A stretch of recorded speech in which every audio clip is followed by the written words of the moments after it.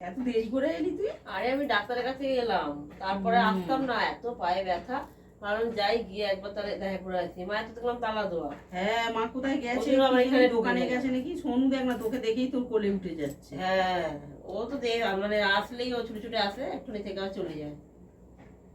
এরকম যাই গিয়ে ভীষণ কোন পায়ে ডাক্তার ব্যথা। দেখালি? আরে ওই যে ওখানে আছে না সৌভিক, ওকে দেখালাম। হ্যাঁ, দেখালাম। এক্ষুনি আমার বাড়ি চলে যাবো, একটু বসি। ওষুধ কেনা হয়ে গেছে? ওষুধ কিনি, যাওয়ার পথে কিনবো। যাওয়ার পর গরম পড়েছে বাবা।